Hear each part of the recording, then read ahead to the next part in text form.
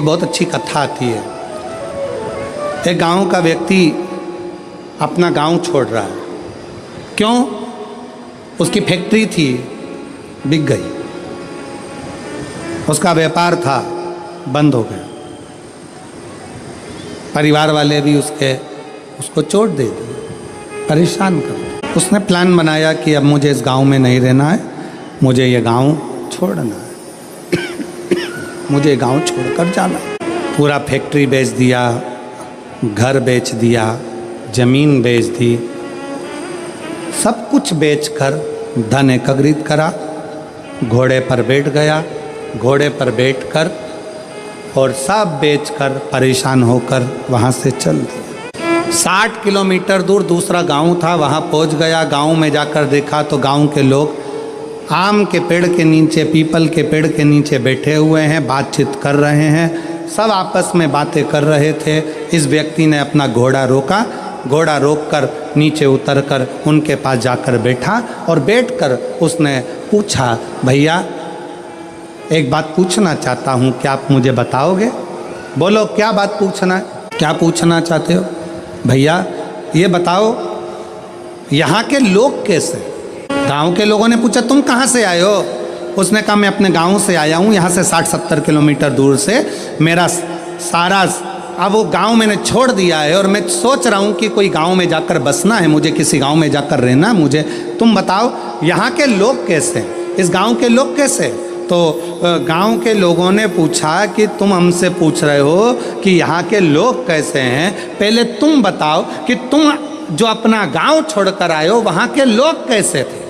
व्यक्ति ने कहा, वहाँ हमारे गांव के लोग इतने दुष्ट, पक्के रावण, कंस की औलाद, इतने गंदे, इतने गंदे, पूछो मत। झूठ, प्रपंच, बेईमानी, छल सब उसमें भरा हुआ। अच्छा, हाँ, अब आप बताओ आपके गांव के लोग कैसे हैं?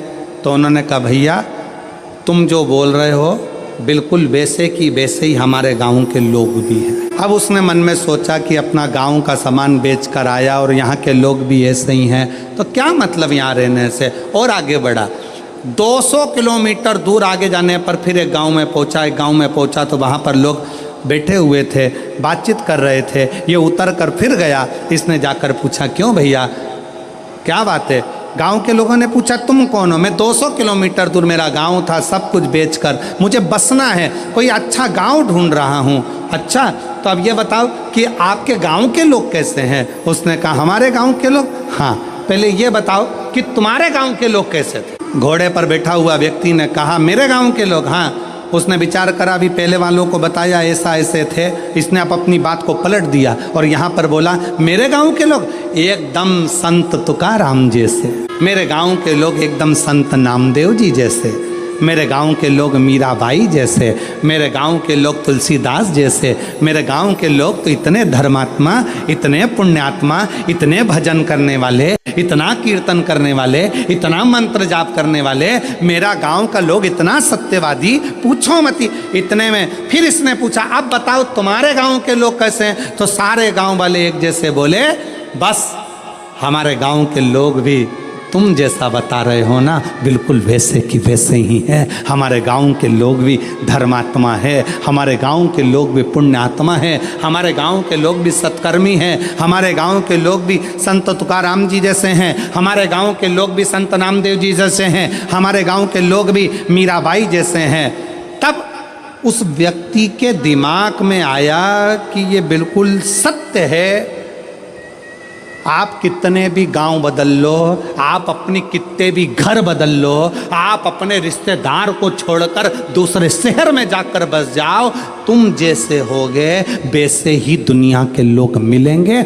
आप अच्छे हो तो दुनिया अच्छी मिलेगी। चतुर को चतुर मिल जाता है, भोले को भोला मिलता है, सहज को सहज मिलता है। जिनको लगता है मेरी शादी होगी तो ना जाने सास कैसी मिलेगी, जिसको लगता है मेरी शादी होगी ना जाने ननन कैसी मिलेगी, मेरा उनसे निवेदन है, अगर आप अच्छे हो ना तो आपको ये कुछ कहने की ज़रूरत नहीं है। आप सरल हो ना, आप अच्छे हो ना, तो दुनिया में सब तुमको अच्छे मिलेंगे। जब हम बुरे होंगे तो दुनिया में सब बुरे मिलेंगे। एक नई लड़की शादी कर कर ससुराल में गई।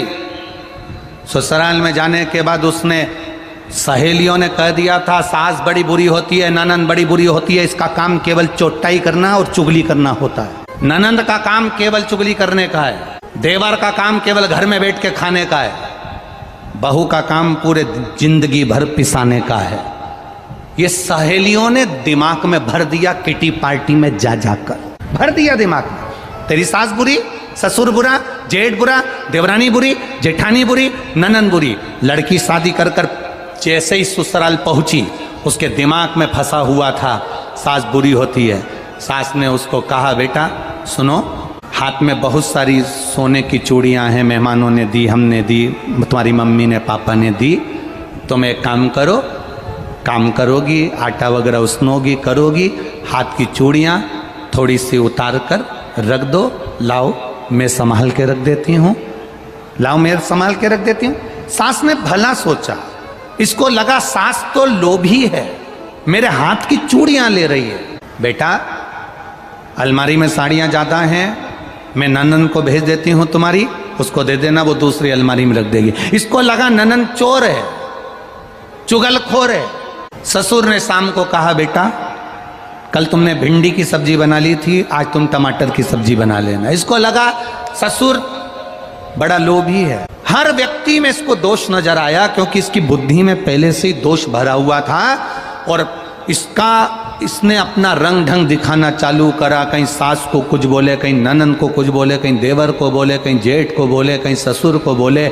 सब इससे बात करना बंद कर दिए, दूर हो गए। अभी शादी करी, 15-20 दिन हुए, ये बहू ऐसा क्यों कर रही है, आखिर इसको क्या पड़ गया ऐसा, समझा रहे हैं, समझ नहीं रही। ये विदा लेकर अपने पिताजी के घर गई।